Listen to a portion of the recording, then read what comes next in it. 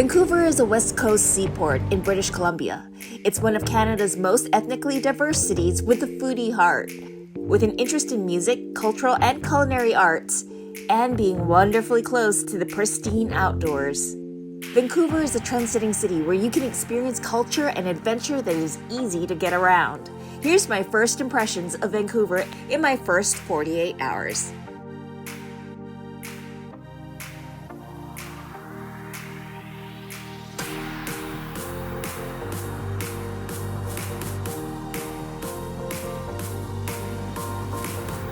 I can feel the first bite of cold.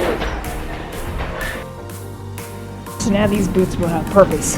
So welcome to Vancouver. Vancouver Airport it seems pretty big.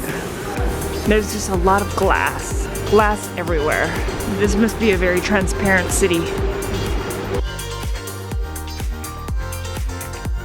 The first settlers in Vancouver were aboriginals, First Nations people.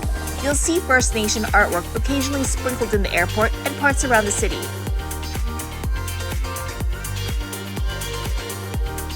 Vancouver is bilingual. Although English is the native language, you'll see French on signs and packages as well. Due to its large Asian community, you'll also see Asian languages. There's also just a lot of information desks along the way. You have questions about like going into the city or like even stuff here. That stop for you to get off at is going to be Vancouver City Centre right here. Bus to Grouse Mountain and the Capilano Suspension Bridge. I didn't know it was that easy. The really wonderful thing about Vancouver Airport is that the international and the domestic sides are fairly close. And the train to the city is right here.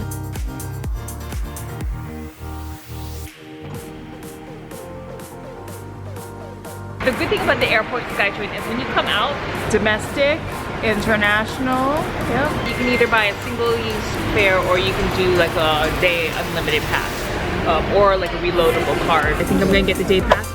And here is my unlimited pass. Credit card chip technology in Vancouver is advanced. Apparently, you have to keep your credit card away from MetroCard readers or you might accidentally get charged. It's pretty easy to navigate in Vancouver. Vancouver is pedestrian friendly with more options for getting around than your average city. I love that. Damn. Wish I didn't have so many bags. Bicycles and skateboarders. So this day pass works for the sea bus also. So SkyTrain's buses and sea bus. Oh no, it's raining. With over 161 rainy days a year, locals have lovingly nicknamed Vancouver Raincouver. The good news is that while I was there, the rain seemed moderately light. I just stepped out of this subway, saw that homeless person there on the street, and then I saw these people with the caravan, which I thought might be more homeless people. So they just gave that homeless person a coat, a jacket to stay warm. So they're just going around helping homeless people, I think. You know, giving them what they feel the person wants or needs to survive. That's pretty phenomenal. My first impression of Vancouver right there.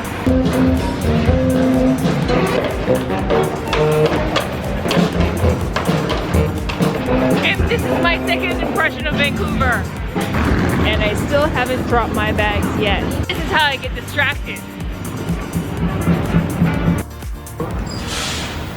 You have Orpheum, Vogue. If you walk down here, you'll notice there's kind of like a Hall of Fame walk.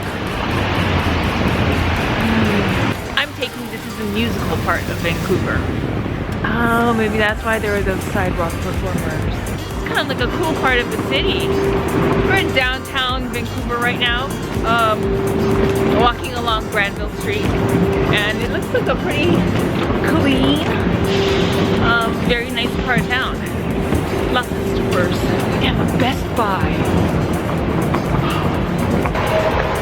Is that like a Daiso? I've seen that store before. Miniso. I think I just found a detour.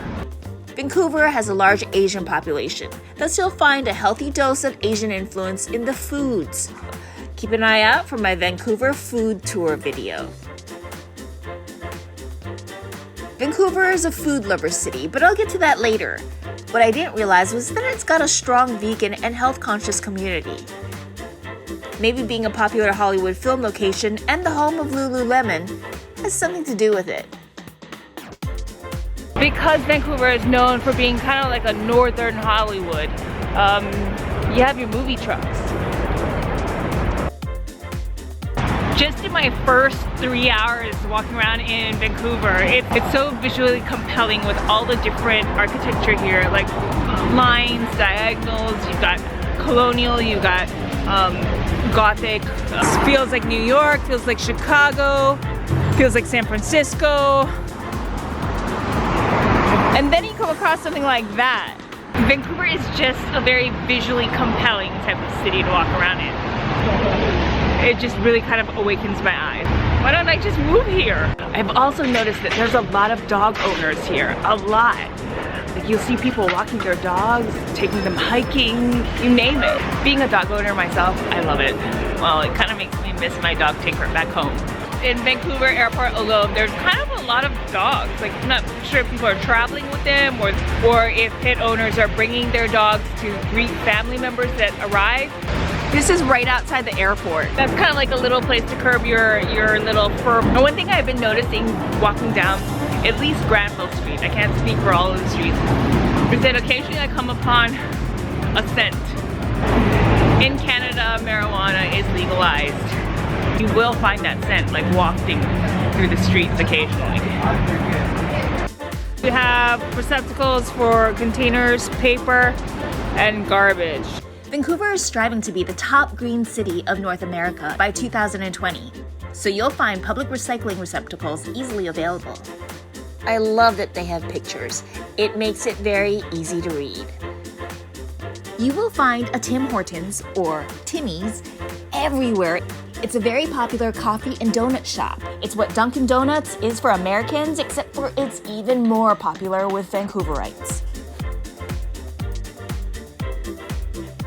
I have a double coffee, double cream, double sugar. You have a what? Double tea.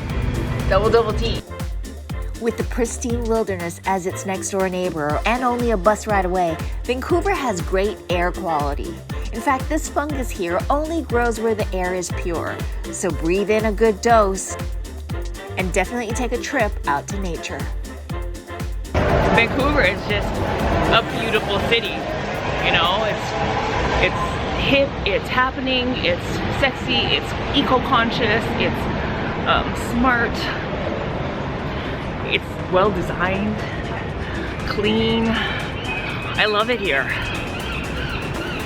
There's a lot of seagulls too. Thanks for watching. Let me know what you think of this video in the comment section below. Join me next week as I take you through some of my bucket lists of solo travel. Until then, travel safe, smart, and fun, and may the GRRR be with you.